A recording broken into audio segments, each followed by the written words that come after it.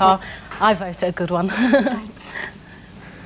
Well, this car not only won the prize for innovative appearance and functional design, it was also voted winner of the Safety Prize. It was built by a team from Hamilton Grammar School in Scotland, and it's congratulations to 3 of the 6 members here, Pauline, Nicola and Jennifer. Congratulations, girls. Pauline, very sporty design, this one. Was that deliberate? Well, we actually set out to design and build our own hill climb car, and the most important features were a good engine and good tyres, and it had to be aerodynamic. So we designed this, and it's aerodynamic and it looks good, and we're really pleased with it. A bit flashy as well. Nicola also won the Safety Award. What safety features does it have? Well, besides the fire extinguisher and the safety harness, we've got the roll bar, and we also have the battery cut-off switches inside and outside the car. Right. Jennifer, what happens to the car now? Well, now the competition's over, we're going to enter it in various hill climb and sprint events, starting next season, hopefully. Well, hopefully a lot more firsts for this beauty. Thanks very much for coming in. The designers of this car won an award for planning and presentation. It was built at Whitley Abbey School in a very famous car building city, Coventry, and it was built by Darren, Ruth and Matthew. This car's excellent. Why do you think you won the award? Ruth? A lot of thought and planning went into it before we even actually started to build it. So that's the key, is it? And what's so special about this car, Darren? Well, it's a one-piece body mould with gull-wing doors. Yeah, it's got the thing there. And what about the doors? What's special about the doors? They're gull-wings. Gull-wings. Does that mean it opens out? That's right. Like this, yeah. Very impressive design. I would vote that. Congratulations. Brilliant win. Well, this car won the prize for comfort and access. It was built by a team at the Guilsborough School in Northamptonshire. And they are Toby, John, Paul, Ben, Vicky and Lucy. Congratulations, Paul. What are the uses of the car? It's a third world car for farmers, and it's a go anywhere, do anything vehicle, and we took this into consideration when we were choosing the materials. It's an aluminium sheet shell round a tubular steel frame with a wood finish. Vicky, were these materials hard to come by? No, all the parts from the car were donated by various companies, and the engine was attached to the chassis which we were given, and is part of an original Citroën Diane. So it's a cousin of the Citroën Diane family. Looks a bit different, but congratulations and well done once again. Looking at the variety of styles here, how do you think this will be reflected in cars in the future? Well, each of the cars here is obviously built for its own individual purpose. They've all got different purposes and ideas in mind, and hopefully all these ideas could be reflected in cars of the future. What about environmental issues for future car designs? Do you think that'll be I think car designers should really take into consideration how we should look after the environment. And I think future car designers should be looking into the prospect of electric cars, because they really are the answer to the environmental problems. Yeah, definitely saving all that leaded petrol. Yeah. Some people say that cars should be banned altogether. What do you think about that? Well, I don't really think that the car could be banned, because, I mean, we all rely on it and it's so much a part of our lives today. But obviously, public transport needs improving, and if people can come round to the way of thinking about electric cars and using them, then hopefully this will be the way forward. Yeah, well, the design on this one's very good, and I'd use that, and environmentally friendly. Who knows? We could well have car designers for the 21st century right here today in the Blue Peter studio. Time now for the results of the Blue Peter Tom and Jerry 50th anniversary competition. The competition where you could win a Tom and Jerry sweater, a cuddly Tom and a special 50th anniversary mug. The question we asked was, what is Jerry's surname? And the answer, as 4,363 people who sent in the correct reply knew, is Mouse. It's quite simple, really. We put all the correct answers in a tombola, and the first 10 cards that we pull out will win the prizes. So we need some muscles to spin this tombola. No, you haven't. John's got the muscles. Right. Okay, off we go. Here we go. There you go. Pick out 3. All right, let me delve deeply. Deep. 1, Nah. 2, oops, and 1 on the top. 3. And the winner is Catherine Wilkes from Cheshire, Sarah Batchin from Farringdon, and Claire Rule from Penzance in Cornwall. Congratulations. Well done. Right, next 3. Here we have Miss Laura Fisher from Wem in Shropshire. Also a winner is Emma Downey from Ardrossan there in Ayrshire. Well done. And also to Helen Kate Trump from Horsham in Sussex. Congratulations to you two. Okay. Miss Gillian Ann Law, who lives in Letchworth. Well done to you. Mr. Robert Mears from Maidstone. And who's this? Master W. Potts from Driffield. And this big one here is from Ricky Jones, who lives in Farnborough. So congratulations to all 10 winners, and the prizes will be on the way to you soon. If you haven't won a prize, you can cheer yourself up with this. Another taster from a Tom and Jerry cartoon. Here's Jerry out for an afternoon stroll.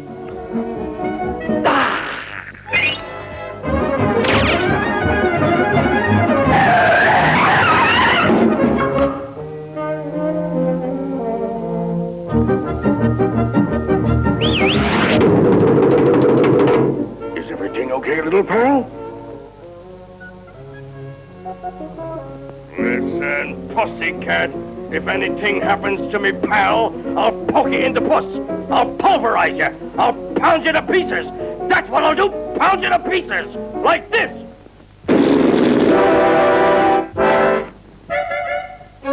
Just whistle, little pal.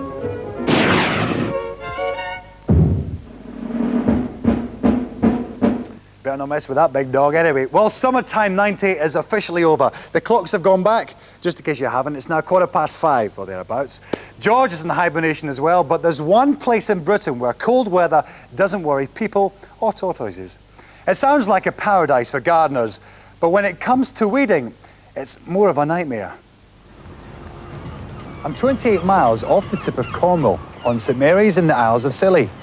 It's only cold here for about 15 days in the year, which means everything grows and grows. And if you think this century plant looks a bit out of the ordinary, well, you ain't seen nothing yet.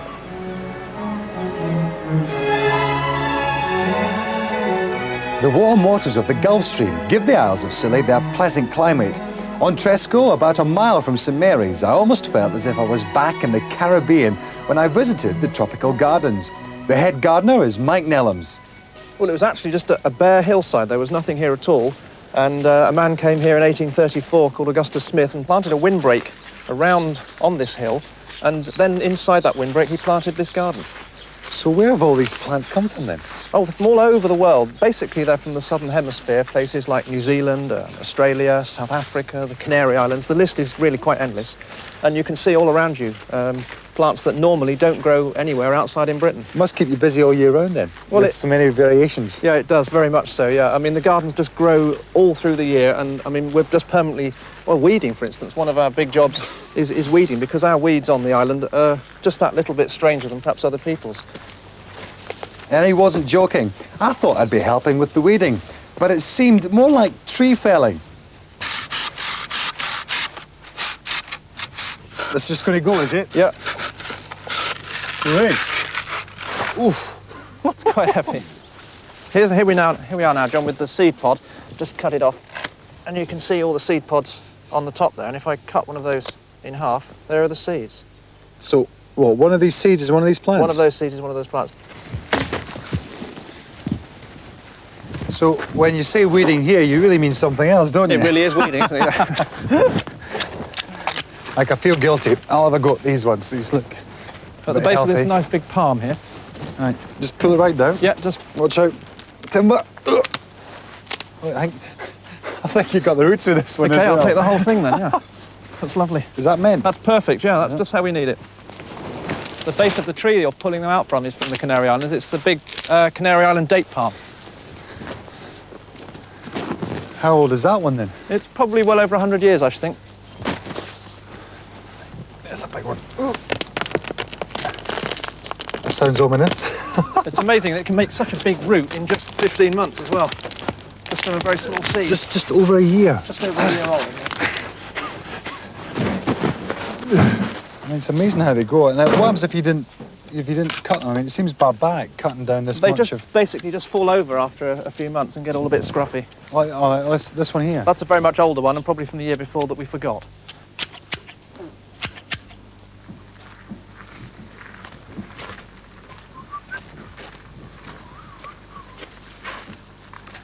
This is where the garden began 156 years ago, in and around these ruins of St Nicholas Abbey. It's so peaceful and quiet here. It's easy to forget that less than a mile away, the raging sea of the Atlantic Ocean caused hundreds of ships to be wrecked against the treacherous rocks of the islands.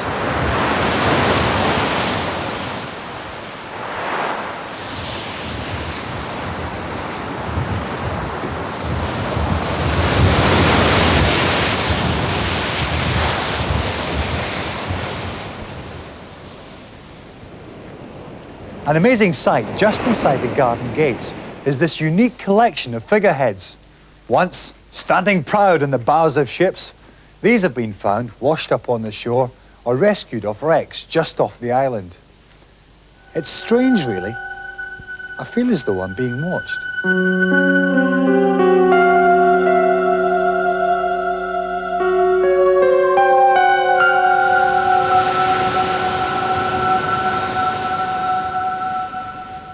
People who live on the Isle of Tresco told me what it's like. Do you mind being sort of cut off from Britain living here? No. No. Do you not feel cut off? No, not really. What are the good parts about living here then?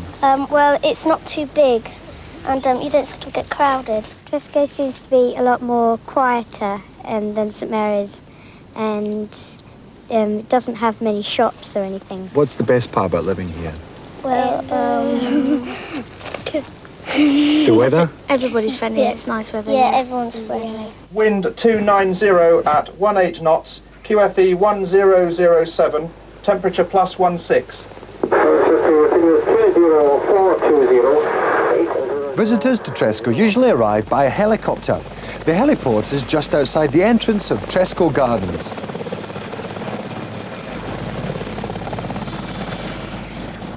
Gardener Mike Nellams not only doubles as an air traffic controller, he unloads the bags as well.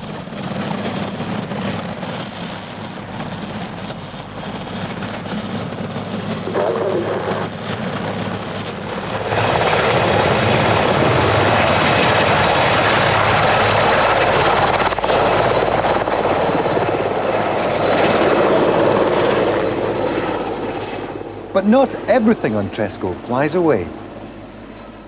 And there's nothing wrong with them, they're just tame. No, there are no actual natural predators on the island. There are no foxes or badgers, anything like that. I know badgers don't eat birds.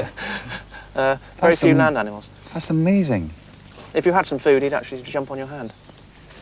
When you go to secondary, you must go to the school on St Mary's. Yes, what happens is we go on Monday and we board there in a boarding house, and then we come back on Friday afternoon after school. So that's everybody? Yeah. Right, so you're only about 15 minutes away, but you have to stay in boarding school. Otherwise, you have to get a boat every morning and a boat It's good back. because the house parents are really friendly. Is there a lack of facilities in school for you here? Do you have to put up with any sort of inconveniences? Oh, no. Not really. At secondary school, we go windsurfing and canoeing and things. Yeah. What does your daddy do? The schoolmaster. My dad chose him because he's the school governor. My mum's the school secretary for the school as well.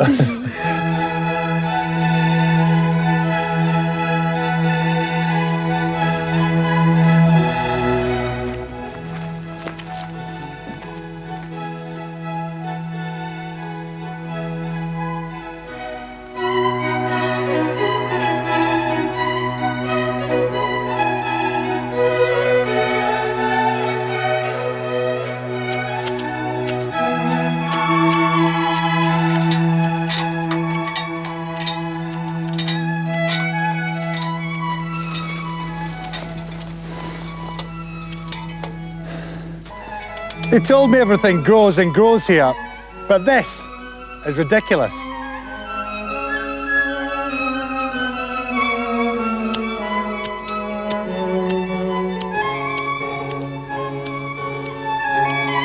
Took me a long time to finish that hedge, so it did. But it did. Hi, John. Good thing for you. Hey, I like that place. I could go and live there. It's nice. It's great. The animals, they're really that tame, you know, they're not frightened at all. No ferocious animals. It's a really nice place. Just my cup of tea. You'd like it there as well. Do you remember the long, hot summer? Well, these should remind you some beautiful and elegant hats. But you won't find these in the high street. In fact, you'd be more likely to find these in the garden. Perhaps not the hats, but what they're made from. Plants. Things like nettles, rhubarb, hollyhocks, lavender and thistles. Some animals would find these hats very, very tasty. It's just as well George is hibernating, or else he would have gobbled all this up. What I really love about all these hats is just that they're so summery. And that's exactly what this hat is. It's called a summer hat, and it's got these beautiful flowers all around the top, and then it's got a scalloped brim round here at the front. I really like this hat, it's beautiful. What about this one? This one's made from mixed fibres, and it's been decorated with double hollyhocks preserved in sand, and it's got some pressed flowers just scattered around the crown. And this wide brim hat has also got some hollyhocks on it, and oh, it smells absolutely delicious. It's beautiful. I can smell it from here. It's lovely. Well, stinging nettles went to make this hat, but the nettles have been treated so they don't sting anymore. It's a good job, really.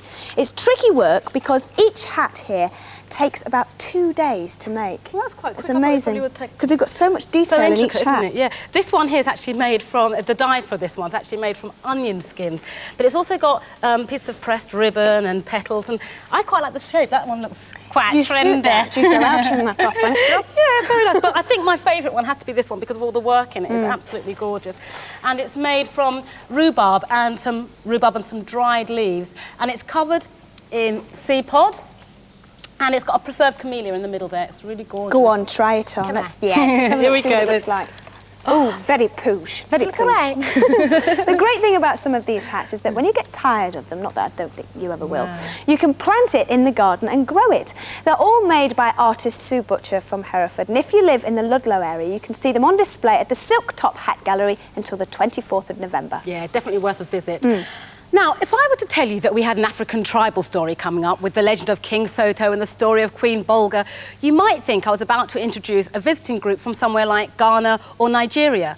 So you might be surprised to know that the story's told in dance by children from the village of Takeley in Essex. And their performance won them the title Best Original Work in the 1990s Barclay Award for Youth Music Theatre. Well, this African story is called Manchime, which means the chiefs. King Soto of the Zulus has just arrived on a royal visit to Queen Bolga of Ghana, and her villagers perform a welcome dance for the king.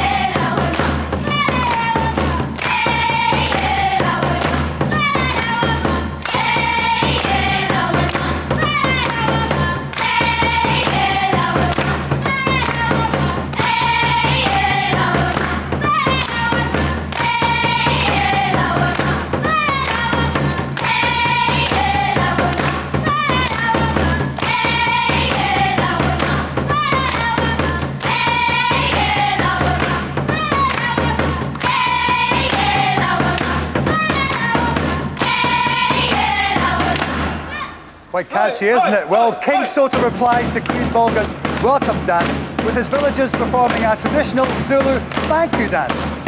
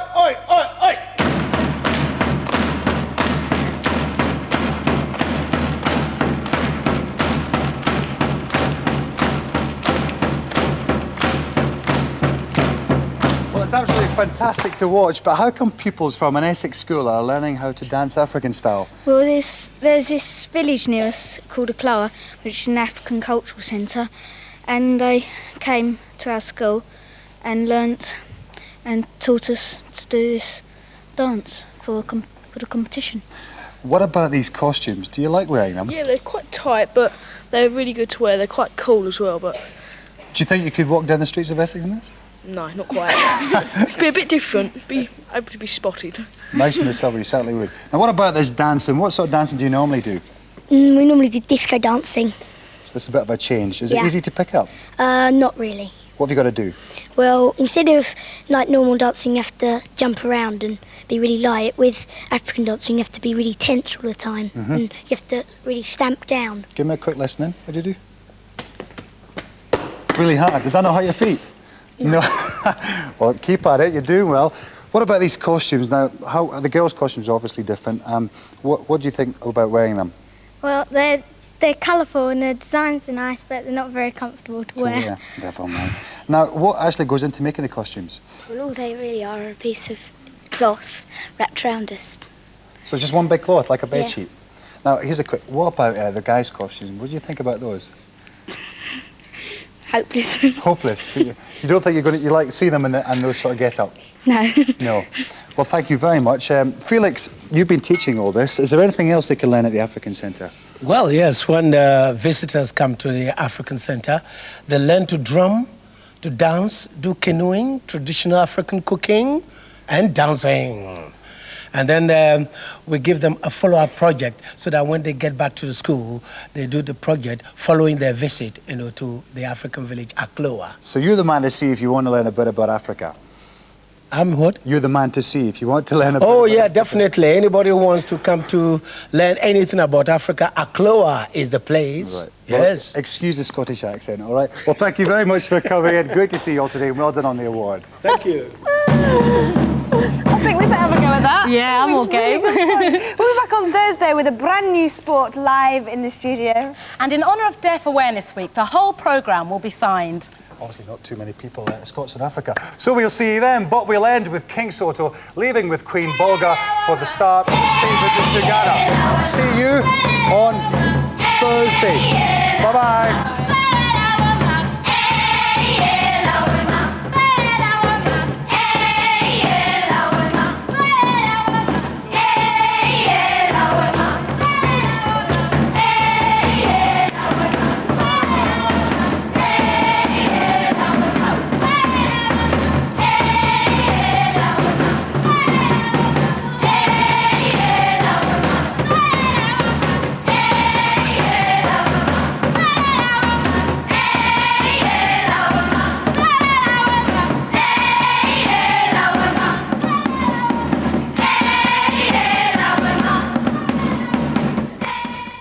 Thank you, gang, and as they said, of course, this is National Deaf Awareness Week, and tomorrow I'll be going to see here at this time, so make sure you're tuned in to CBBC for that. Now, of course, it's those Design an Award for Children's BBC. Remember that little pencil sharpener award I got? Well, they've been coming in thick and fast, and as a certain DJ would say, we don't just throw this show together. Charlene Bastable, who lives in Wolverhampton. Look, get a bit closer. Thank you very much for this. She's 9. It's a really good award. Make that stand up there. Kylie Fleet, who lives in Norden in Rochdale. See, Charlene and Kylie. No, hours of preparation goes into this. A dummy award. I'm not quite sure how this award fits in, but it's a dummy award. Are you trying to tell me something, Kylie? I hope not. And also, look at this one. This is really good. Now, this is dead trendy. Look, it's a TV and it's got flags up there that show different programmes. This has come from Jane Slater, who lives in Waterloo in Liverpool. Thank you very much for this. Oh, I've got one more, which I think is really good. It's me on a skateboard. This award has come to us from Derek Manning, who lives in Leeds. Now, if you've got an award that you would like to design and send it to Children's BBC, we will have the award made up for you when we pick the... The producers just falling over herself because it's going to cost so much money to get these awards made. But anyway, send your designs to Design and Awards, Children's BBC, BBC Television London, W12 7RJ. Design and Awards, Children's BBC, BBC Television London, W12 7RJ. Send them in as soon as possible. And if you are the one that wins, we will make it into an award and give it to you. As for your salary. Out of my salary? What salary is that then? They haven't told me about money. Oh, good. Children's BBC, we're back tomorrow. Penelope Pitstop returns at 10 to 4. There's also the Paw Paws at 4:15. Ipso Facto is all about ambition. That's at 25 to 5. Newsround is at 5 o'clock. And then at 10 past 5, we go to Grange Hill. And then after that, I'll be in the See Here studio. Have a nice Monday. See you tomorrow.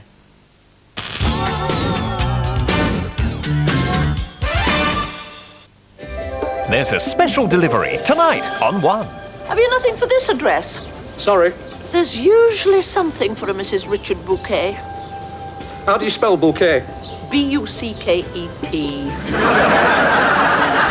What? B-U-C-K-E-T. Oh, bucket. Keeping Up Appearances tonight, 8:30 on One. Now on One, it's time for Nayberz. That's N-E-I-G-H-B-O-U-R-S. Neighbours, everybody needs good neighbours with a little understanding. You can find the perfect blend. Neighbours should be there for one another. That's when good neighbours become friends.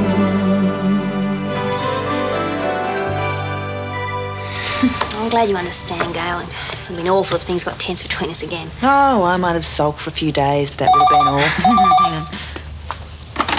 Hello, Lassiter's Gift and Souvenir Shop. Yes, she's right here. Hang on a sec. It's Damien Gregory Reflections. Hello, Damien. I didn't expect to hear from you so soon.